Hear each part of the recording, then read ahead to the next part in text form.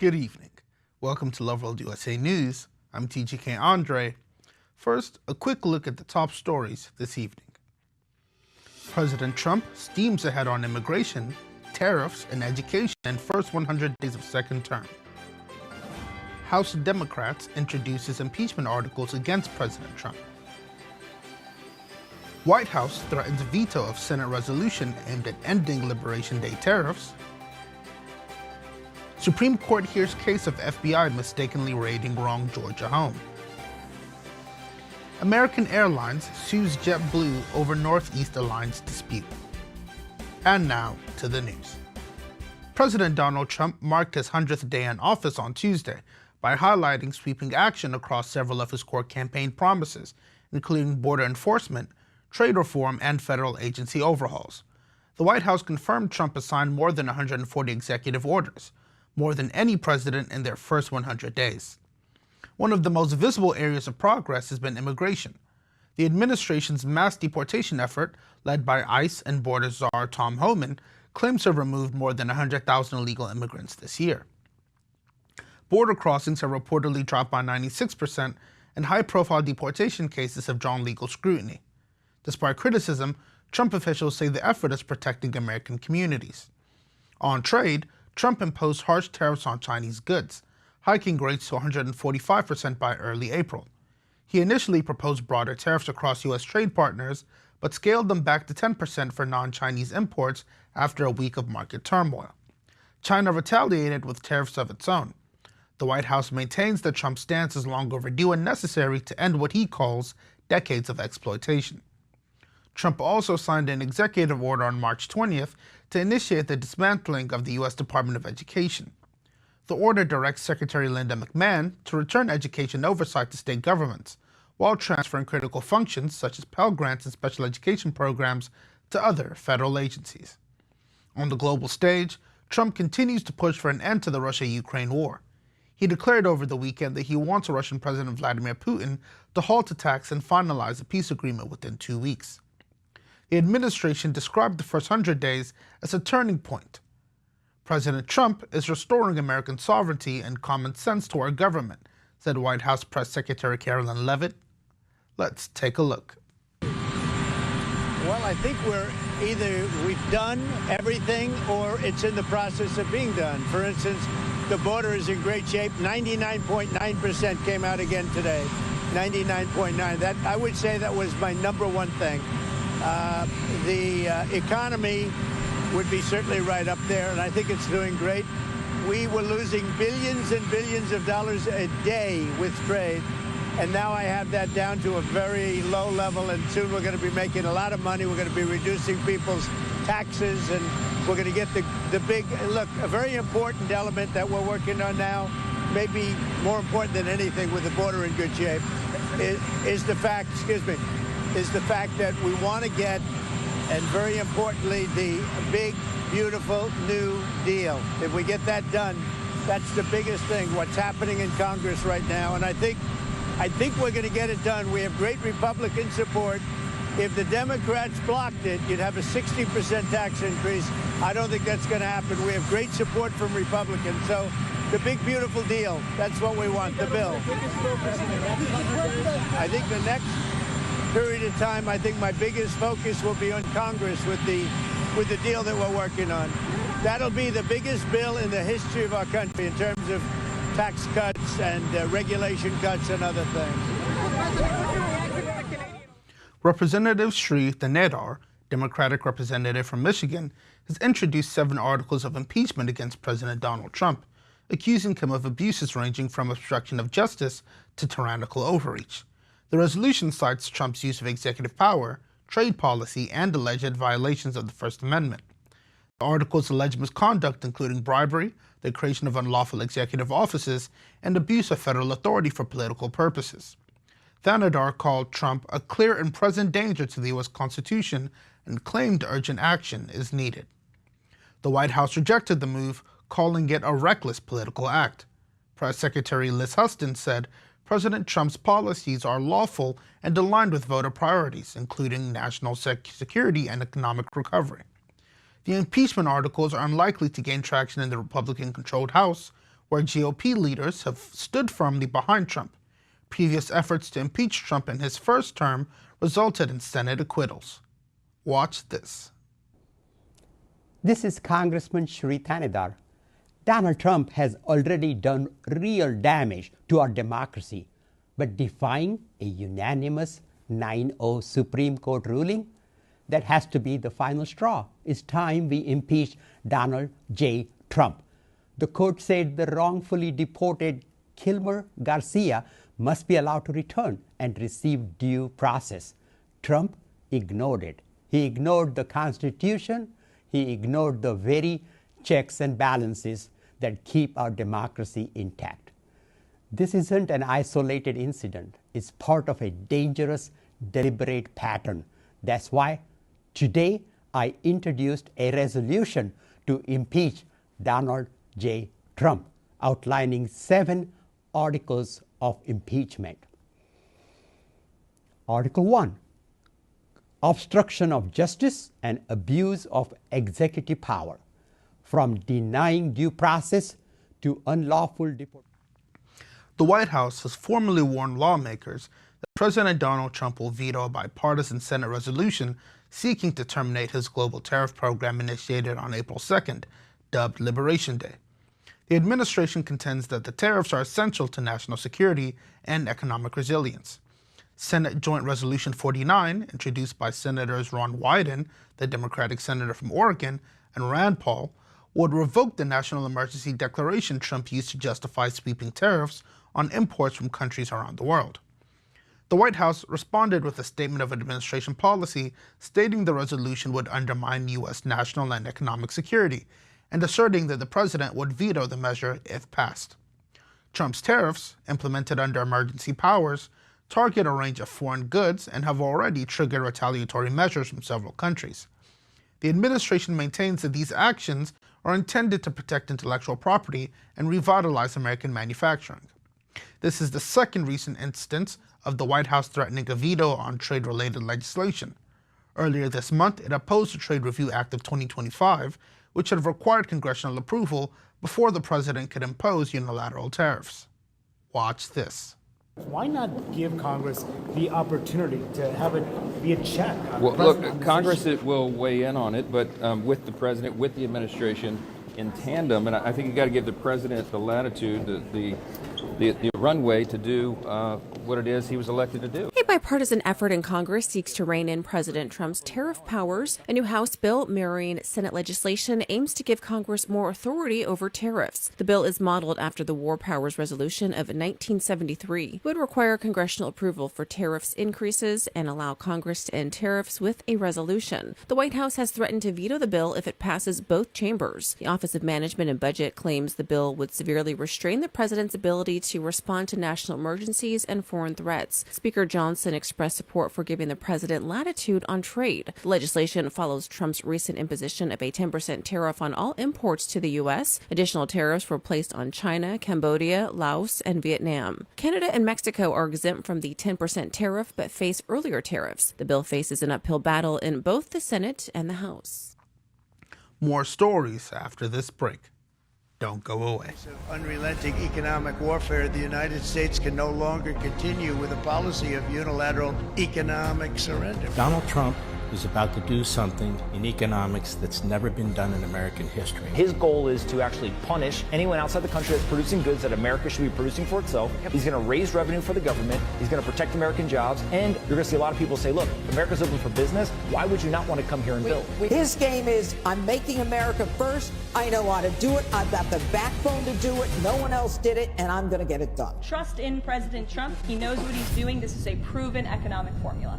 We are finally putting America first. The mortgage rates come down, inflation has come down, egg prices have come down. These are things you cannot ignore. You've seen trillions of dollars in investment. You've seen companies saying that they're going to expand operations here, and nearly 250,000 new jobs. Oil prices went down almost 15% in 2 days. Interest rates hit their low for the year. We're celebrating the White House, a decline in the price level, a reduction in inflation. Some incredible new numbers. This month, consumer prices, they actually dropped. It's never ever once happened under Joe Biden. Bringing inflation to 2.4% from the same time last year. The Dow right now shooting up over 2,000 points. Look at that. Energy costs now are down, groceries are down, gasoline is way under $3, and people are beginning to be able to buy things and live again. This is the most aggressive effort at pro-American growth in American history.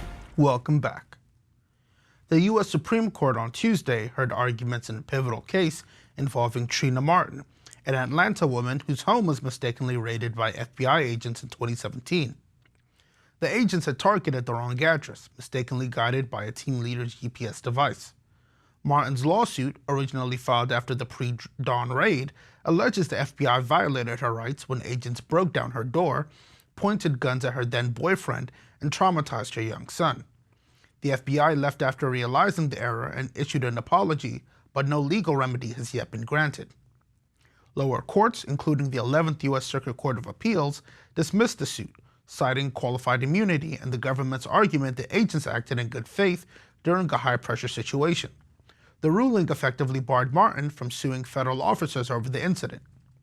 Constitutional and civil liberties groups have urged the High Court to overturn the lower court decision.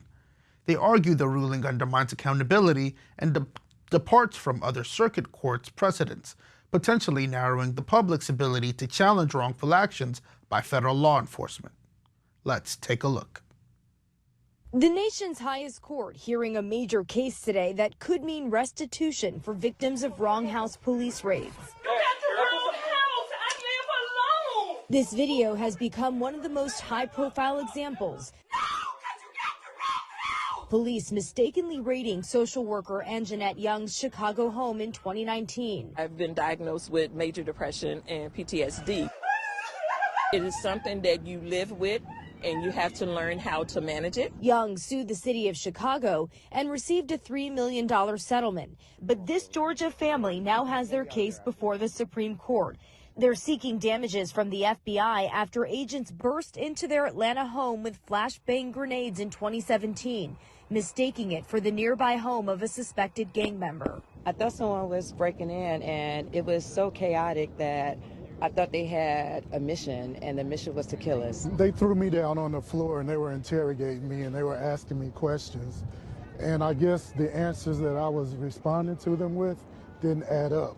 And that's when I realized that they were in the wrong place. The couple said there was $5,000 in damage to their home on top of emotional trauma. They say an agent returned later to apologize and left a business card with the supervisor's name. The FBI denied the family's claims for restitution, arguing legal immunity. Congress did carve out an exception in 1974 for victims of assault, battery, false imprisonment, false arrest, or abusive process by an officer. The government denies the exception applies to wrong house raids. American Airlines has filed a lawsuit against JetBlue Airways, seeking more than $1 million in damages following the breakdown of their Northeast alliance. The legal action comes after partnership talks collapsed and amid ongoing fallout from a federal court ruling that deemed the alliance anti-competitive. The NEA, launched in 2020 and approved just before the end of President Trump's first term, allowed both carriers to coordinate schedules and share revenue in the New York and Boston markets. A judge later found the argument and the agreement violated antitrust laws, a decision upheld by a federal appeals court. In a letter to employees, American Airlines Vice Chair Steve Johnson said the company is focused on strengthening its presence at New York's JFK and LaGuardia airports. American has added more than 20 routes and plans over 250 daily nonstop flights this summer, in partnership with carriers including British Airways, Qatar, and Alaska Airlines. JetBlue, responding to the suits, stated it has been cooperating in winding down the NEA and will review American's complaint, but declined to comment further due to ongoing litigation. Meta Platforms has launched a standalone artificial intelligence app powered by its Llama AI model, positioning it in direct competition with OpenAI's ChatGPT. The app, revealed Tuesday, marks Meta's most aggressive move yet in the generative AI space and confirms earlier reports of the company's intent to expand beyond chatbot integrations in its core apps. The new Meta AI app is designed to serve as a full-featured assistant, offering users advanced conversational tools, image generation, and task management capabilities. The launch follows the integration of Meta AI into Facebook, Instagram, WhatsApp, and Messenger earlier this year, where it replaced traditional search functions. CEO Mark Zuckerberg has previously stated his goal for Meta AI to reach over 1 billion users in 2025. Meta AI currently has around 700 million monthly active users, according to CFO Susan Lee. The app's debut coincides with Meta's first ever LlamaCon developer event at its Menlo Park headquarters, signaling a broader push to core developers and showcase the capabilities of its Llama model family. The launch also aligns Meta with similar efforts from rivals Google and Elon Musk's XAI, both of which have recently released apps for their own AI assistants, Gemini and Grok. Meta plans to spend up to $65 billion this year to bolster its AI infrastructure. Investors will be closely watching Wednesday's Q1 earnings calls for signs of how these investments are impacting Meta's core business. Watch this. All right, hey everyone, we built a new thing for you. There's almost 1 billion people who are using Meta AI across our apps now, so we made a new standalone Meta AI app for you to check out. Meta AI is designed to be your personal AI. That means, first, it's designed around voice conversations. You open up the app and you can talk to it about whatever you want, from the news to an issue you're dealing with to just anything that you want to learn about. It's also designed to be personalized. We're starting that off really basic with just a little bit of context about your interests, but over time you're going to be able to let Meta AI know a whole lot about you and the people you care about from across our apps if you want. We also designed this social feed, so you can discover all kinds of different ways that people are creating stuff with Meta AI. It's really quite fun to check out. And also, you're going to be able to use the app to manage your Meta glasses and other kinds of AI devices that we're going to be building in the future. So anyway, this is the beginning of what is going to be a long journey to build this out. But go check it out. Let us know what you think. The news continues after this break. Stay with us. The countdown to the Lord's soon return has begun. And in this first quarter of the year of completeness, Loveworld USA has indeed been spreading and preaching the gospel of our Lord Jesus, preparing the hearts of billions around the world to expect the Lord. Year, we will complete the full preaching of the gospel in all nations. Loveworld USA broadcasted life-changing programs with our man of God. Global Communion Service, Your Loveworld Specials, Global Day of Prayer, Healing Streams. Loveworld News, where we emphasize truth and deception. Truth Watch USA, where Americans are exposed to the truth. Topics such as the failed agenda of so-called globalists, what's really happening to your food, President Trump, a sign to the church. Prayer programs where effective prayers were offered. Tremendous Power, Pray for America, faith-filled programs like I'm Just Saying, Pastor Chris Worth reading, Stick to the Word, programs with Pastor Benny, and many more. We say thank you, dearest partners, for contributing towards our programming and daily operations through your partnership. Loveworld USA is positioned for a massive harvest of souls all around the world as we set our sail to reach more people in this second quarter, in more languages, and change more lives. This is a call to our dearest partners all over the world to join this mandate in completing the full preaching of the gospel to all nations as you sponsor our 2025 projects. 1. Pastor Chris in 1 Billion Homes Project. Ensure the spread of the message of the man of God through Loveworld USA. The spread of our ministry programs and agenda through satellite, cable, internet, digital, mobile apps, Alpha TV, OTT platforms, our news, and our current affairs. 2. Minutes to Reach Billions 4.0. Make your every minute count for the gospel as we spread the awareness of Loveworld USA to your world. 3. Translation of our language-specific channels. Make it possible for billions around the world to watch our programs in their native language. 4. Tag your name to a program. Sponsor and tag your name to our various Loveworld USA programs. You can adopt a specific program. 5. Studio upgrade.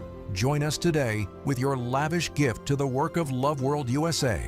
Every SPs or dollar you give goes to accomplishing our mandate to fully preach the gospel with our life-transforming content.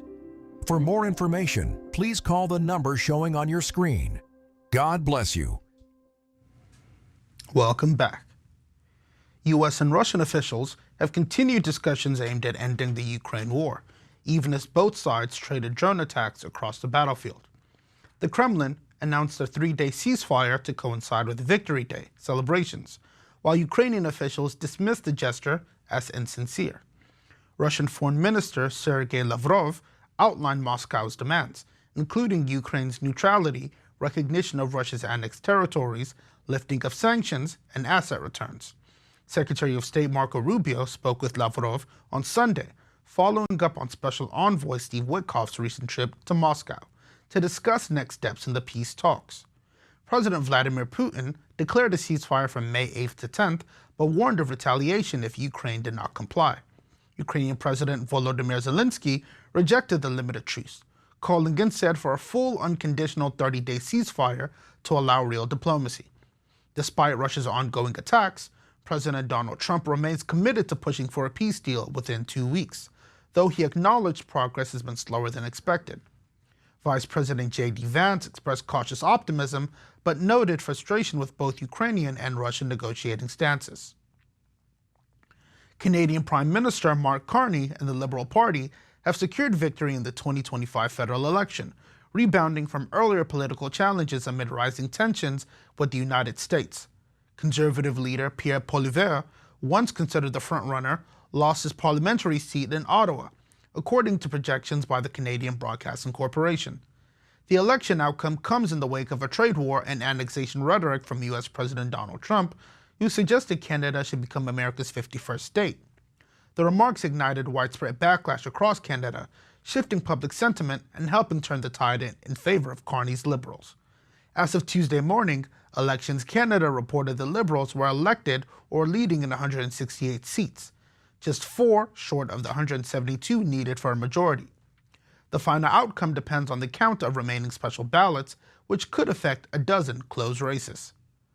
In his victory speech, Carney condemned what he called American betrayal, asserting that President Trump's threats posed a real danger to Canadian sovereignty. He warned Canadians to remain vigilant as U.S.-Canada relations undergo a historic shift. Poilievre, despite losing his seat, pledged to continue his political efforts. His campaign was marked by nationalist rhetoric and alignment with Trump's America First messaging, which some analysts say ultimately alienated Canadian voters. Watch this.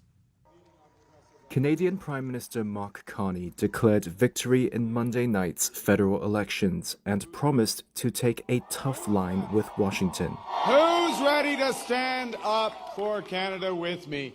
However, Carney's party failed to form a majority government. Preliminary results showed his Liberals were elected or leading in at least 164 electoral districts. That's just short of the 172 they needed to form a majority.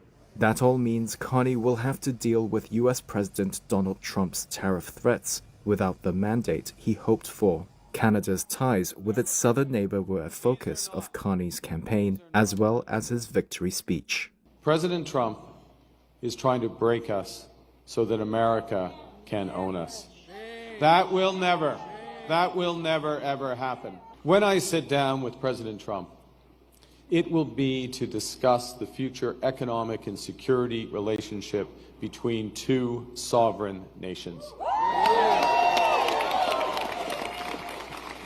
And it will be with our full knowledge that we have many other options than the United States to build prosperity for all Canadians. In another press briefing, Conservative leader Pierre Poilievre conceded defeat to Carney's Liberals. Yes, we will do our job to hold the government to account. Poilievre's right-of-centre Conservatives at one time were riding high in the polls on voter anxiety about the cost of living, housing and crime. In January, the Liberals trailed them by 20 percentage points. Then came the resignation of unpopular former Prime Minister Justin Trudeau, as well as the defining issue, threats of tariffs and annexation from Trump. That set off a wave of patriotic support for Carney and his party. Monday completes the Liberal turnaround. Last week, Trump re-emerged as a campaign factor, declaring he might raise a 25% tariff on Canadian-made cars. And in a social media post Monday, Trump again made his call for Canada to become the 51st state, saying he might use what he called economic force. Just before we end the news, a quick look at tomorrow's weather forecast.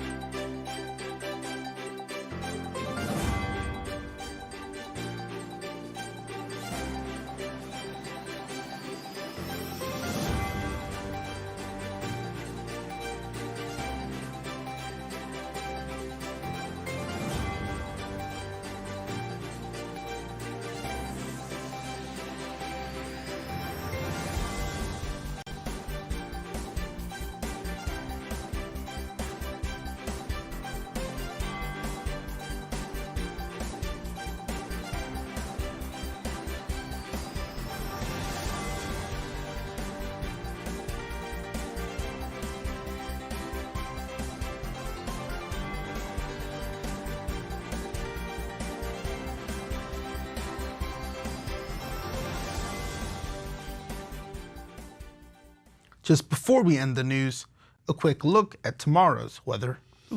And to end the news today, a quick recap of the headlines.